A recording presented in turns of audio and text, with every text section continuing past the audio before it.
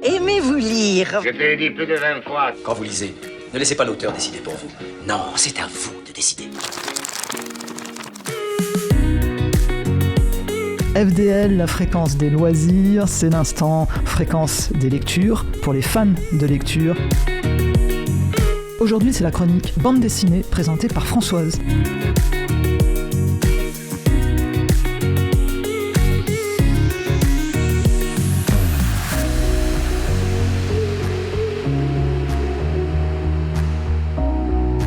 Ma dernière proposition, je l'ai rajoutée rapidement, car en fin de lecture, j'ai pensé, oh là là, il faut que j'en parle. Vous savez, je lis des BD un peu toute la journée. Bon, j'exagère, enfin, surtout le matin et le soir. Et puis là, j'ai lu cette BD, je dis non, il faut que j'en parle. Je la rajoute en plus parce que c'est une BD adulte. Hein, ça s'adresse vraiment plus aux adultes et c'est un peu, je dirais presque une BD politique. Je sais pas trop à discuter, mais il me semblerait. Hein. La BD s'appelle Cadre Noir. Elle est sortie aux éditions Rue de Sèvres et 2 autres tomes sont attendus pour finaliser la série. Ce sera donc une série de 3 tomes. J'ai vraiment adoré. Pour tout vous dire, je suis encore sous l'emprise du suspense et j'attends la suite car là, c'est le tome 1 dont je vais vous parler. Cadre Noir, c'est une adaptation d'un roman de Pierre Lemaitre, le roman qui a lui-même été adapté pour la télévision sous le titre Dérapage avec Éric Cantona. Alors je n'ai pas lu le roman et je n'ai pas vu le film, donc je ne connais pas la fin de l'histoire. À l'adaptation du scénario, pour la BD, nous avons Pascal Berthaud, scénariste français de BD, né en 1964 à Guérande. Après des études de sciences économiques, il fait ses premières armes dans le monde du fanzine à Rennes au travers d'un mensuel. C'est l'occasion pour lui de faire connaissance avec des professionnels de la BD et de là il s'oriente vers le scénario. Il est vraiment plus dans le scénario, il signe plusieurs séries, donc Heriote, c'est une épopée écologiste transposée dans un futur proche dessinée par Marc-Antoine Boisdin, on en parlera peut-être. Hein. À la suite de cela, il continue dans sa lancée et multiplie les styles de scénario, confirmant sa grande qualité de scénariste. Au dessin, nous avons Giuseppe Liotti, il est italien, né en 1978 à Salerno, diplômé en sciences de la communication. Il commence par travailler en tant que storyboarder. En 2007, après des débuts dans la BD, il gagne le prix Raymond Leblanc avec son projet Nanobiotics. De là, il va travailler sur différents projets jusqu'à rencontrer Pascal Berthaud pour travailler avec lui sur l'adaptation du roman de Pierre Lemaitre, Les Cadres Noirs, et qui va aboutir à ce superbe roman graphique dont je vous parle plus intensément après une pause musicale. Ce soir, j'ai le mal de mon époque. Je remplis des pages, ce soir, je noircis des blocs. Et si on se croise, il faudra baisser les stores, s'éclater les cordes vocales, mais c'est du sport.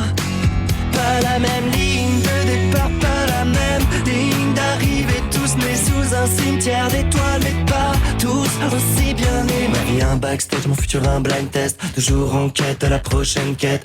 Je suis mal dans ta peau, t'es mal dans la mienne. Ce soir, j'ai le mal de mon époque. Je remplis des pages, ce soir, je noircis des blocs. Et si on se croise, il faudra baisser les stores, s'éclater les cordes vocales, mais c'est du sport.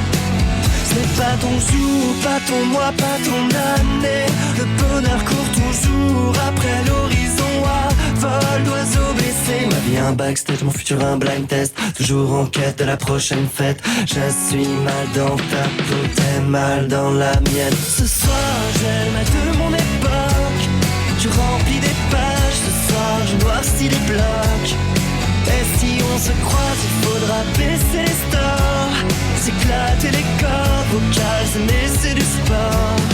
Je ne veux pas rester seul.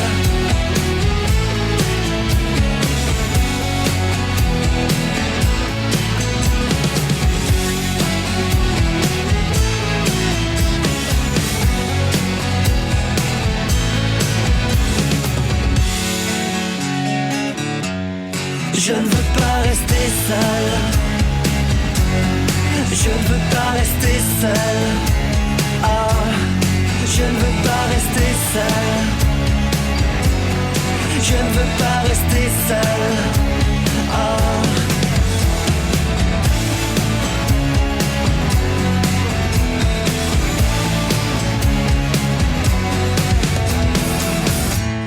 Cadre noir. Cadre noir, c'est l'histoire d'un cadre d'entreprise qui a perdu son travail et qui se retrouve à plonger au fond de la misère. C'est un roman à 2 lectures. Il y a les chapitres du présent et les chapitres du passé.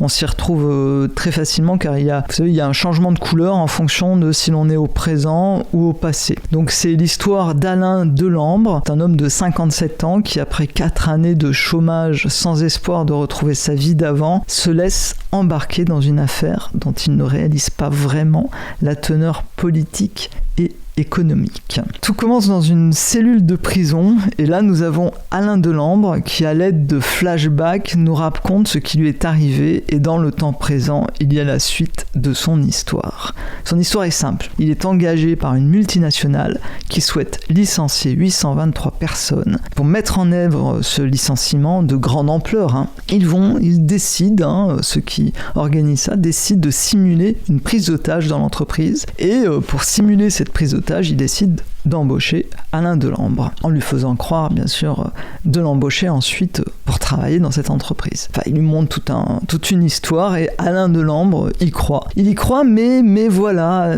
tout ne se passe pas comme il semblerait que c'était prévu. Franchement, c'est intéressant. Nous avons un personnage principal, Alain Delambre, qui est d'une épaisseur et d'une présence exceptionnelle. Il est captivant, cet homme de 50 ans qui va passer par toutes les situations possibles. Un licenciement, le chômage, les dettes, la famille qui se désagrège, le petit job avec le patron humiliant, et l'espoir qui renaît, enfin, l'espoir de ce boulot à sa mesure, ce boulot qu'on lui propose. On lui propose bien sûr une mise en scène au départ, mais derrière on lui explique que s'il fait bien cette mise en scène, s'il fait bien ce boulot, il sait pas au départ qu'il fait ça pour un licenciement. Attention, on lui demande de tester en fait des cadres d'entreprise et de faire croire voir comment ils vont réagir suite à cette prise d'otage, qu'il sait pas que c'est pour un licenciement, et c'est pas que derrière il y a toute une histoire un peu perverse montée par les chefs d'entreprise. Et donc cet homme, il va accepter ce boulot parce qu'il y croit. Il pense que ça va lui permettre de retrouver sa vie d'avant. Et pour gagner ce boulot, après être descendu au plus bas et prêt aux pires bassesses